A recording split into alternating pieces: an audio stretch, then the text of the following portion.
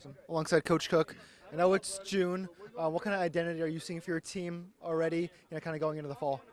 We're just a bunch of guys that are trying to compete. They're trying to work to earn a spot. Now look, let's be honest. In the summer, what we're really concentrating is getting our weightlifting to build that more explosive weightlifting style and build up our speed and kind of working our guys towards game shape for the end of August. But we get the opportunity to come out in 7-on-7 and they're keeping the score. And if you're keeping the score, it matters. And so that's what we're trying to build into the kids, is a spirit of competition when the scoreboard comes on.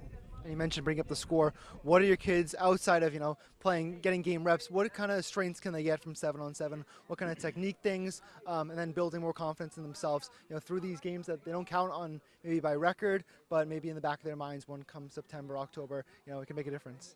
Well, they do, and here's what I have a very jaded opinion of this, so I'm going to just say it on TV. Get it out there in the public, okay? It's terrible for offense. It builds a horrible habit by our receivers and quarterback to give people 4 seconds with nobody rushing, It used to be a million years ago when I started coaching and had hair, right? Because it's gone, right? Still look good. Thank you. So a million years ago, when we did 7-on-7, you had 3 seconds for a drop back pass and 4 if you sprinted out.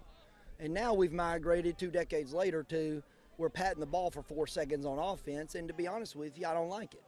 I don't think it builds a wonderful habit on offense because your receivers are in a totally different location in an extra second, But now defensively, I love this. This is the best thing that could happen for your defense, because when you can be in the right spot or at least in the reasonable proximity in 4 seconds with no rush on the quarterback, he's back there eating a sandwich, I saw a quarterback today drinking a Powerade during the play. Like, that's how long they've got to throw the ball.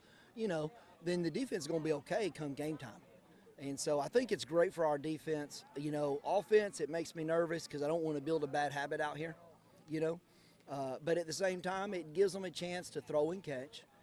And that is also super important, just the rhythm of throwing and catching. So we're trying to express in our guys that, we're going to do it our way no matter what this timer says, and we're going to run our stuff. Like, we're not running 7-on-7 offense or defense. You bring up the receivers earlier, Kervin Johnson. Looks like one of the most talented players all in this entire camp, this entire 7-on-7. What does he add to your team, and what do you think his ceiling can be as a player on your roster? Well, I do think that Kervin has a high ceiling because he's a super young junior. Just his biological age, he's super young. I can't remember exactly right now, but I think I looked at it one time. He could almost be a freshman, and so that's how young he is. But he's our leading receiver. He has a great body for it. He made a good impression at the Tech 7-on-7 tournament that we went to. Their coaches were impressed with him, and and asking a little bit about him. He's got a lot to prove, though. He was a sophomore last year, got a lot of playing time. Well, now this year, but he got to play behind some really good senior receivers. Well, now this year, you're the guy on top of the mountain, and you better be able to prove it week in and week out. And I know that he has the physical tools, but he's going to have to develop that mentality of, I'm the alpha here.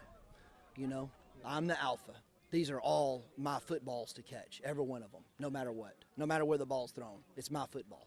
And he's slowly catching on to that. When he catches a hold of that, he's going to catch a lot of touchdowns.